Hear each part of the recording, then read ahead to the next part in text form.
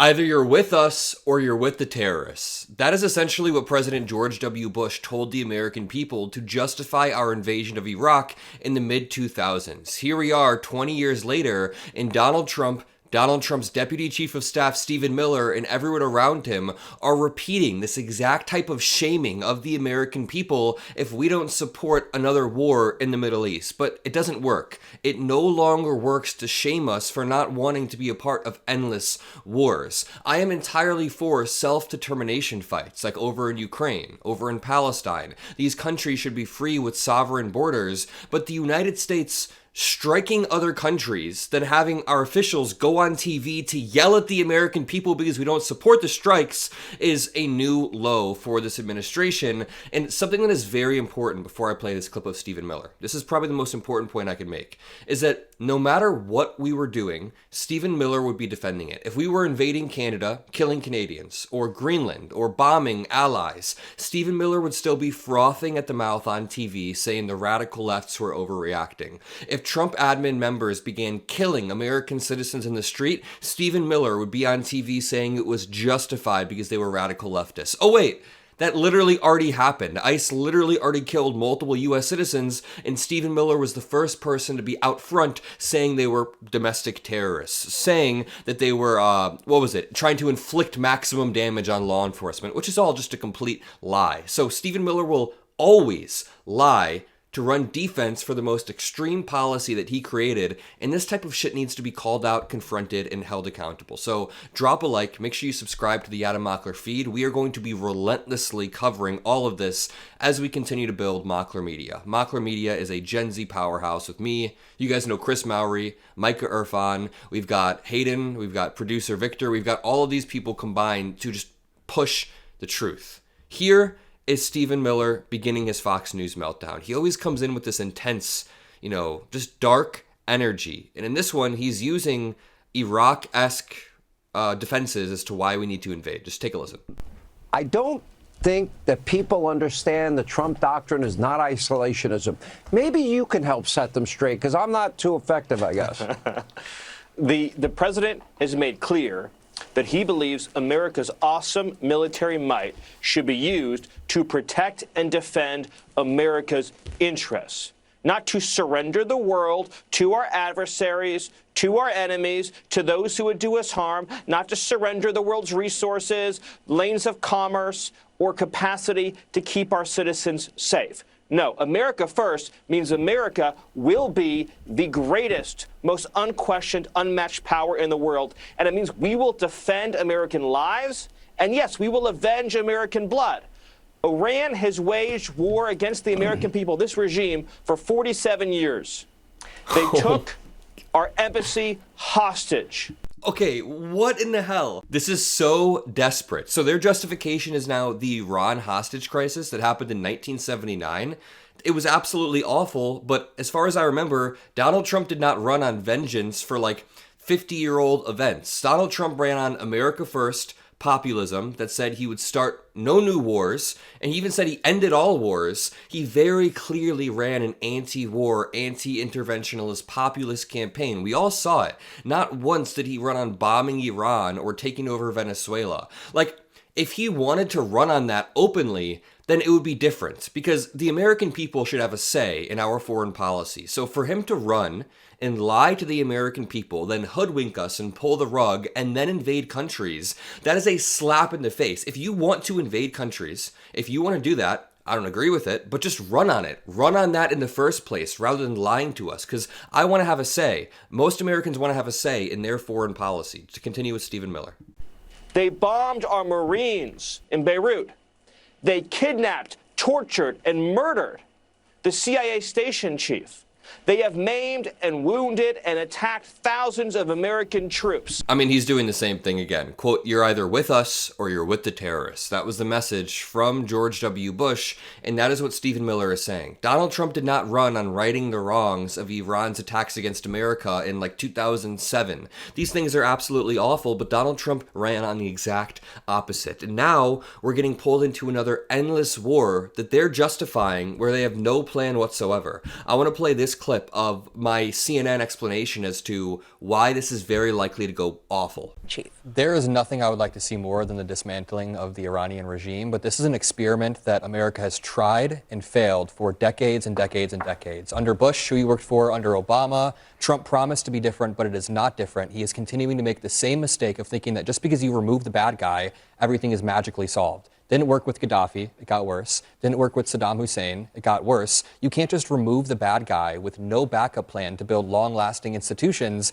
And from everything we've seen from this administration, they have no plan. They have no plan on what's going to happen next. They have no transition plan. I don't think they know. They took out most of the people they were going to replace the supreme leader with. And now Marco Rubio contradicts Donald Trump. Donald Trump contradicts himself. Senator Mark Wayne Mullen doesn't seem to know what the word war even means. He's like debating himself on that every single day. We need an actual plan. I haven't seen a plan from this administration, and that's worrying to me. That's a very, very key point that I've made in multiple videos, and I haven't even iterated yet. They have no plan, and they're continuing to contradict each other. So, sorry that you can't shame me into siding with an administration that's lying to us, siding with a country that has gone to war for false pretexts before, siding with a country that is just bombing Venezuela, bombing Iran. And like I said in that clip, the Iranian regime is despicable. It's awful. The Iranian regime has been repressing its citizens for 40 years.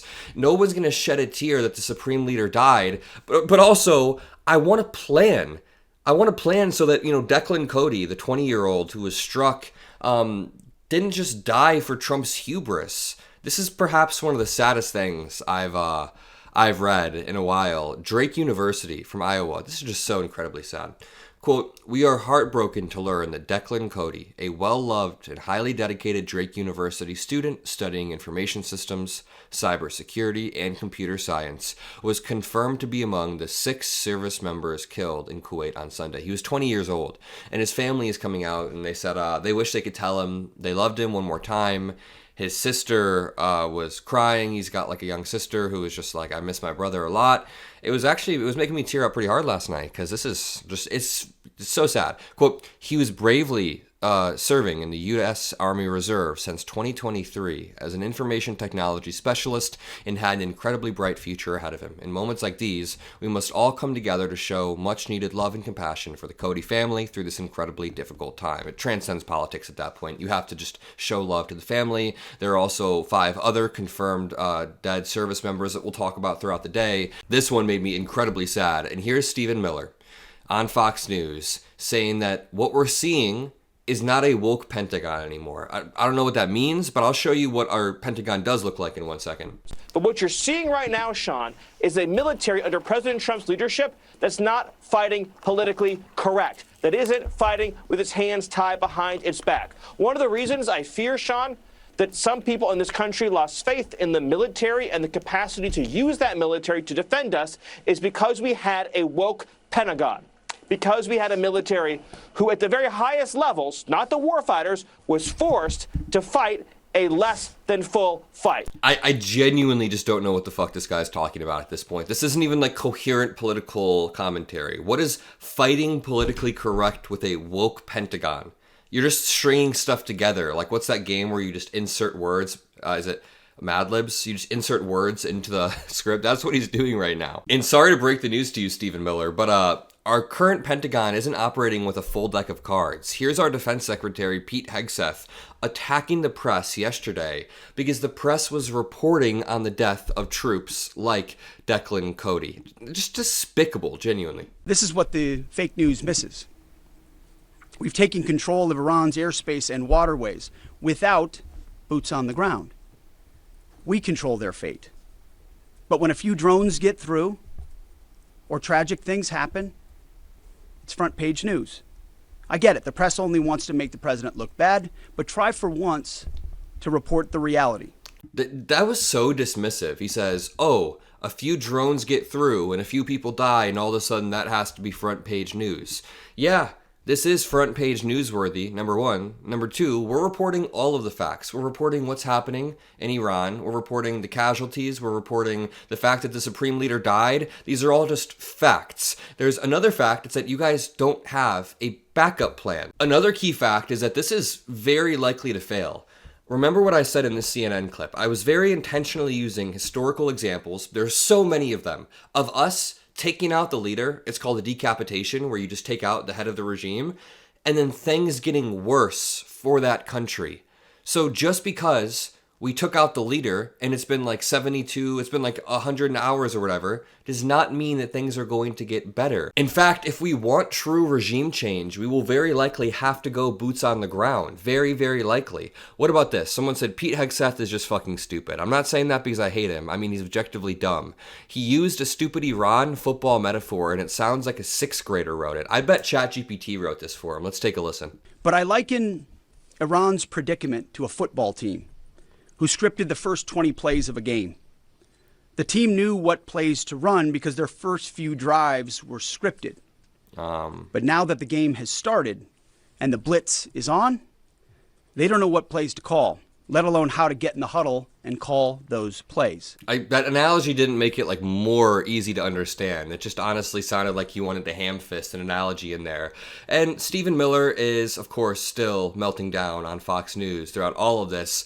Quote, he wasn't going to let Iran strike first. He wasn't going to let this regime take the first attack. Yes, and one more point, Sean, is that he wasn't going to let Iran strike first. He wasn't going to let this regime make the first attack, as he feared and believed they would, on American soldiers and American troops. Wasn't going to happen. He was going to decapitate that regime. That's not what's happened thus far. That is not what the reporting has shown thus far. Basically, here's a story from all of the sources I've spoken to. I know people that are close to intelligence. Here's what the story actually is. Marco Rubio was the person who got the closest to actually telling the reality of it. Israel has been waiting to strike Iran really for like decades, but they've been building up this idea for a few months now, getting increasingly emboldened off of the back of their war with Palestine and Gaza in particular. So Israel has been building this up, and the United States was getting dragged into it. Netanyahu basically said, we're doing this with you or we're doing this without you. We're either going in and you're going to be pulled in afterwards because you're going to be struck, or you can just act like we were together throughout this entire time. So Donald Trump gets pulled into it. And then Trump's plan, from what I've heard, was to make it like Venezuela, where you kill the top guy and you just have his number 2 replace him. And it's kind of easily quiet and it seems like you took a win, right? That was his plan. But Netanyahu said, no, we want to kill everybody, even the 3 to 5 replacements that you guys have. So that is why Donald Trump came out the next day and said, we accidentally killed all of our replacements. That was Netanyahu. Netanyahu is basically dictating this policy, dog-walking Donald Trump, and we weren't scared we were going to get struck first. We knew that Israel was going to strike them. That is how we got pulled into this, and that is the story. I'm going to leave it there. F. Stephen Miller. I love you all, and peace out.